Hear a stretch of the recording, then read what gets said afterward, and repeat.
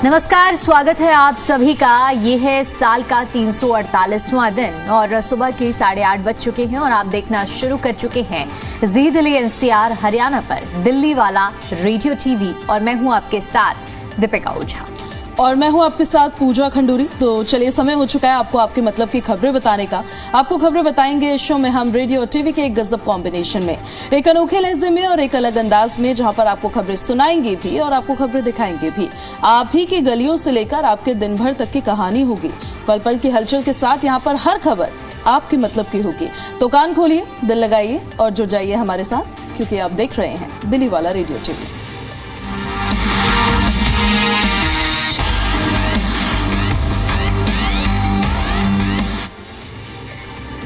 तो सबसे पहले बात करते हैं दिल्ली में इस वक्त जो हवा के हालात बने हुए हैं उस पर। क्योंकि दिल्ली एनसीआर की हवा बेहद खराब हो चुकी है। कई इलाकों में जो एक्यूआई का हाल है वो भी आपको बता देते हैं 500 के करीब पहुंच चुका है। बात अगर रोहिणी की करें तो यहाँ पर सबसे ज्यादा एक्यूआई दर्ज किया गया है 499, बवाना में 498, डीटीयू में 497 एक्यूआई पहुंच चुका है। और इधर अगर बात वजीरपुर की करें, जहांगीरपुरी की करें या फिर विवेक विहार की करें तो यहाँ पर हवा बहुत ही खराब श्रेणी में दर्ज की गई है। आनंद विहार में भी जो एक्यूआई का हाल है वो काफी ज्यादा खराब दर्ज किया गया है। इसके अलावा बढ़ते प्रदूषण से लोगों को लगातार परेशानियों का सामना करना पड़ रहा है।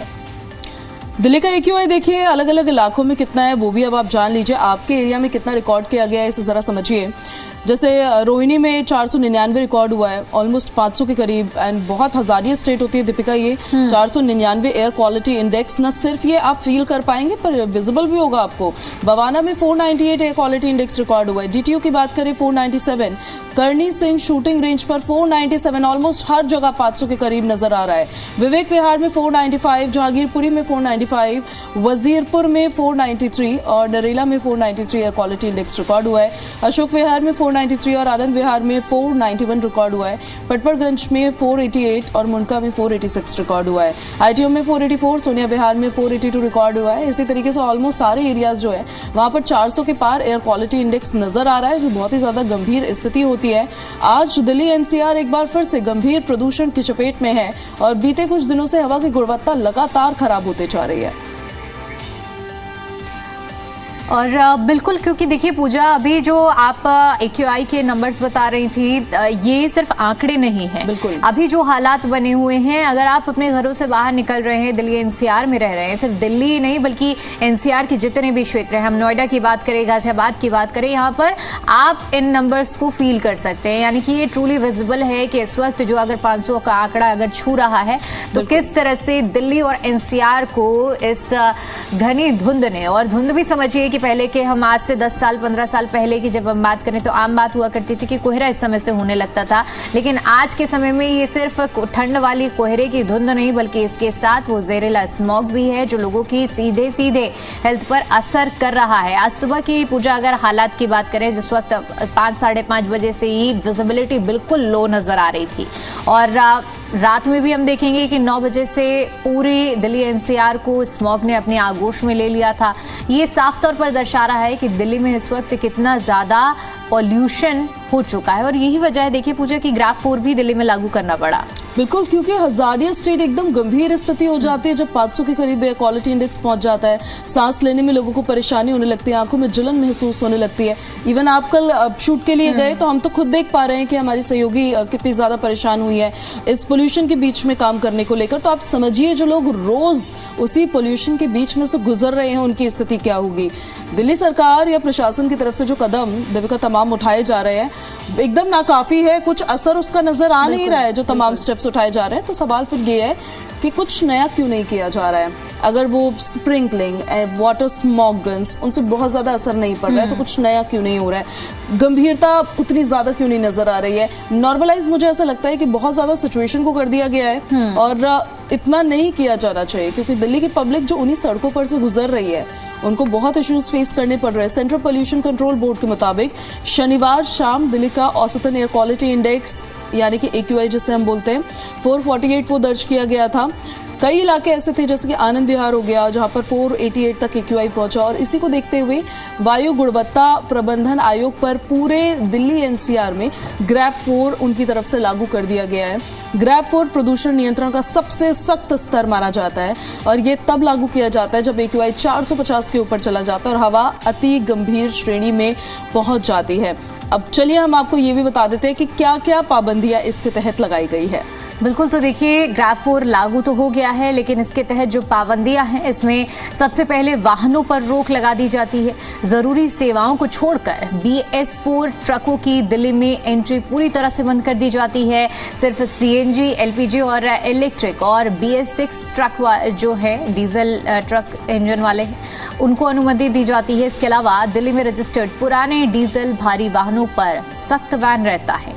इसके अलावा दूसरा अगर हम जिक्र करें कि निर्माण कार्यों पर रोक रहता है। सभी तरह के कंस्ट्रक्शन और डिमोलिशन के जितने भी काम होते हैं उन्हें बंद कर दिया जाता है। इसमें सड़क, फ्लाईओवर, हाईवे और इस तरह के जितने भी बड़े प्रोजेक्ट शामिल हैं इन्हें बंद किया जाता है। और इसके अलावा अगर हम शिक्षा के क्षेत्र में बात करें या फिर स्कूल की बात करें और ऑफिस की बात करें तो इसका सीधा सीधा असर भी देखने को मिलता है। अब कक्षा 6 से लेकर 9 तक और 11 के छात्रों के लिए हाइब्रिड मोड पर पढ़ाई कराने के निर्देश दिए गए हैं, यानी कि ये जो पढ़ाई है ये ऑनलाइन और ऑफलाइन दोनों विकल्पों में होगी। इसके साथ ऑफिस का क्योंकि जिक्र किया है तो ऑफिसों में भी 50% स्टाफ के साथ काम करने की सलाह दी गई है। बाकी क्योंकि कर्मचारी जो है उन्हें वर्क फ्रॉम होम करने की भी सलाह दी गई है। तो ये जो प्रदूषण है इसका लोगों की रोजमर्रा जिंदगी पर भी असर साफ पूजा देखने को मिल रहा है। बिल्कुल, सुबह की सैर अब बंद हो चुकी है, पार्क खाली नजर आ रहे हैं क्योंकि कोई जा ही नहीं पा रहा है। वहां पे खांसी, गले में खराश, सांस फूलने की शिकायत काफी ज्यादा बढ़ गई है। सबसे ज्यादा जो खतरा है वो बच्चों को है, बुजुर्गों को है, जो सेंसिटिव ग्रुप्स होते हैं उनको इससे सबसे ज्यादा खतरा है। तो ये तो प्रदूषण को लेकर अपडेट हम आपको दे रहे थे। अब हम आपको बताते हैं दिल्ली मेट्रो, राजधानी दिल्ली की जिसे लाइफलाइन कहा जाता है। दिल्ली के किसी भी कोने में जाना हो तो मेट्रो से ज्यादा सुविधाजनक या फिर फास्ट सर्विस उपलब्ध नहीं है। अब इसी सुविधा को और बढ़ाने के लिए Delhi metro rail corporation limited एक और कॉरिडोर पर निर्माण कार्य अब शुरू कर चुका है। तो देखिए DMRC ने एक नई फेज की कार्य की शुरुआत की है और ये फेज है 4 जो कि Saket G block Lajpat Nagar corridor पर निर्माण कार्य की जिसकी शुरुआत की गई है। ये फेज 4 की जो अगर हम बताएं कि कॉरिडोर बनने के बाद जो पहला नया खंड है जहां पर काम शुरू किया गया है इससे क्या सौगात मिलेगी, तो देखिए लाजपत नगर से साकेत G ब्लॉक कॉरिडोर इसको नाम दिया गया है। गोल्डन लाइन 11 पर पहला टेस्ट पायल और भूमि पूजन समारोह किया गया। इसके साथ ही साथ आपको बता दें कि भूमि पूजन साकेत के पुष्पा भवन में आयोजित किया गया था। अब इस कॉरिडोर के बनने के बाद फायदा क्या होगा और इसमें कितने मेट्रो स्टेशन शामिल किए गए हैं ये पूजा आपको बताएंगी। इसमें लाजपत नगर है, एंड्रयूजगंज है, GK1 ग्रेटर कैलाश 1 है, चिराग दिल्ली है, पुष्पा भवन है, साकेत डिस्ट्रिक्ट सेंटर है, पुष्प विहार है, साकेत G ब्लॉक है, गोल्डन लाइन कॉरिडोर दक्षिण दिल्ली में कनेक्टिविटी बढ़ाने और मौजूदा मेट्रो लाइंस के साथ कनेक्टिविटी सुनिश्चित करने के उद्देश्य से इसे तैयार किया जा रहा है। ये कॉरिडोर लाखों यात्रियों की यात्रा को आसान बनाएगा और शहर के सतत परिवहन ढांचे को मजबूती भी देगा। दक्षिण दिल्ली के VIP इलाके जैसे कि ग्रेटर कैलाश 1, साकेत, ग्रेटर कैलाश और पुष्प विहार इस कॉरिडोर से लाभान्वित होंगे। तो देखिए अब मौजूदा अगर हम मजेंटा लाइन की बात करें, मजेंटा लाइन से चिराग दिल्ली पर और वॉयलेट लाइन और पिंक लाइनों से अगर हम बात करें तो लाजपत नगर पर इसे एक बेहतर कनेक्टिविटी के रूप से जोड़ा जाएगा जिससे लाजपत नगर पर एक प्रमुख इंटरचेंज हब के रूप में विकसित होगा। इससे पहले अभी आपने देखा कि अगर हम आज से कुछ साल पहले की बात करें तो सिर्फ एक बड़ा इंटरचेंज जैसे राजीव चौक के तौर पर देखा जाता था, लेकिन उसके बाद DMRC ने चीज़ों को पूरा अपग्रेड किया और हमने देखा कि न सिर्फ राजीव चौक, उसके बाद हमने देखा कि हौज खास भी एक बड़ा इंटरचेंज बन गया है जहां पर कई लाइनें एक साथ मर्ज होती हैं और इसी तरह लगातार जो DMRC है वो इस तरह के बदलाव कर रहा है ताकि इस तरह के जो इंटरचेंज बने और जो लोड है वो सिर्फ एक ही स्टेशन पर ना पड़े। क्योंकि हमने जिस तरह से जिक्र किया कि पहले राजीव चौक में किसी भी लाइन से आप जब ट्रेवल कर रहे हैं और आपको लाइन चेंज करनी है तो सिर्फ एक ही प्रमुख मार्ग रहता था कि आपको राजीव चौक आना पड़ेगा, और जगह जगह पर अगर आपको इस तरह के इंटरचेंज मिलते हैं तो आपकी जो मेट्रो से जो यात्रा है वो बिल्कुल सहज हो जाएगी। और इसीलिए इस फीस की शुरुआत की गई है और इस फीस से मुख्य तौर पर उन लोगों को फायदा मिलेगा जो रोजाना वॉयलेट लाइन या फिर मजेंटा लाइन से ट्रेवल करते हैं और साउथ दिल्ली का सफर तय करते हैं। और इसी उद्देश्य के बदलाव के साथ इस कॉरिडोर की निर्माण की कार्य की शुरुआत कर दी गई है। तो ये तो बात हुई मेट्रो की, लेकिन अब दिल्ली वाले इस रेडियो टीवी में हम आपको बताएंगे कि आज दिल्ली में राजनीतिक हलचल भी एक बहुत बड़ी होने वाली है। तो क्या है आपको बताते हैं कि रामलीला मैदान में दरअसल कांग्रेस की ओर से एक बड़ी और अहम महारैली आयोजित की जा रही है। और इस रैली के पीछे का उद्देश्य जो कांग्रेस लगातार पूजा जिस मुद्दे को उठा रही है, वोट चोरी का मुद्दा, आज एक बार फिर से इसी रैली के जरिए आवाज उठाने वाली है कांग्रेस। तो दिल्ली प्रदेश कांग्रेस कमेटी के अध्यक्ष देवेंद्र यादव की तरफ से बताया गया है कि महारैली में हर बूथ से कांग्रेस कार्यकर्ता शामिल होंगे। रैली के लिए सभी तैयारियां पूरी कर ली गई है। देश से पहुंचे कांग्रेस के तमाम कार्यकर्ता काफी उत्साहित भी नजर आ रहे हैं। इस महारैली में हिस्सा लेने के लिए देश के कई राज्यों से कांग्रेस कार्यकर्ता दिल्ली पहुंच चुके हैं और दिल्ली से सटे राज्यों के अलावा जम्मू कश्मीर, झारखंड और बाकी राज्यों से भी बड़ी संख्या में कार्यकर्ता रामलीला मैदान में पहुंच रहे हैं। कई कार्यकर्ता इस एक दिन पहले ही दरअसल दिल्ली में आ गए थे। रविवार सुबह हजारों लोगों के पहुंचने की उम्मीद भी आज जताई जा रही है।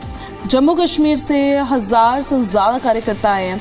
जम्मू कश्मीर से करीब 1027 कांग्रेस नेता और कार्यकर्ता इस रैली में शामिल होने के लिए दिल्ली के लिए रवाना हुए हैं। जम्मू में प्रदेश कांग्रेस अध्यक्ष तारिक हमीद कर्रा, कार्यकारी अध्यक्ष रमन भल्ला और प्रवक्ता रविंद्र शर्मा ने बसों को हरी झंडी दिखाकर वहां से रवाना किया। नेताओं का कहना यह है कि पिछले कई चुनावों में वोट चोरी हुई और अब कांग्रेस इसके खिलाफ खुलकर आवाज उठा रही है। झारखंड कांग्रेस की भी बड़ी तैयारी है। झारखंड कांग्रेस अध्यक्ष केशव महतो कमलेश ने बताया कि इस रैली के लिए झारखंड में बड़े स्तर पर तैयारियां की गई है। तो देखिए, कांग्रेस लगातार वोट चोर और गद्दी छोड़ का मुद्दा उठा रही है और इसको लेकर कई तरह की रैलियां भी ली हुई हैं। लेकिन आज कांग्रेस ने पहले ही ऐलान कर दिया था कि आज की रैली ऐतिहासिक होने वाली है।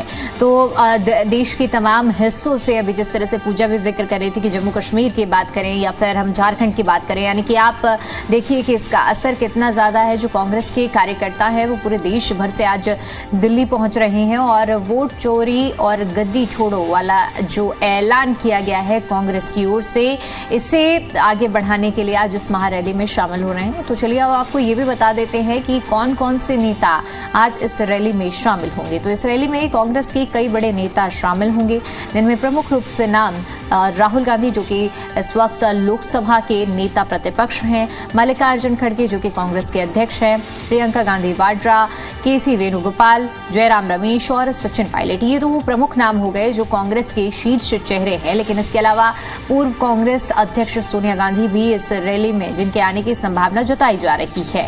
अब आरोप क्या है इस रैली के जरिए लगाए जाने वाले हैं, ये भी आपको बता देते हैं।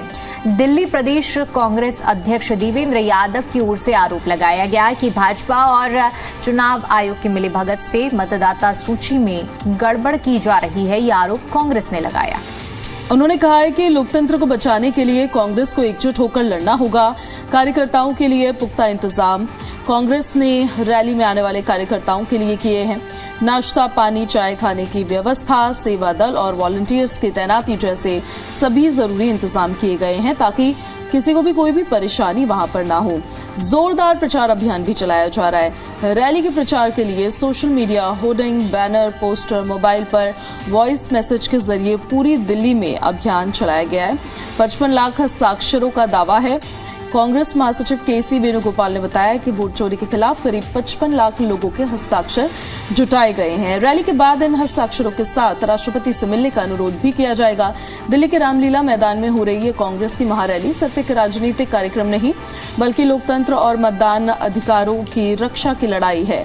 अब देखना ये होगा कि ये रैली देश की राजनीति पर किस तरह का असर डालती हुई नजर आएगी।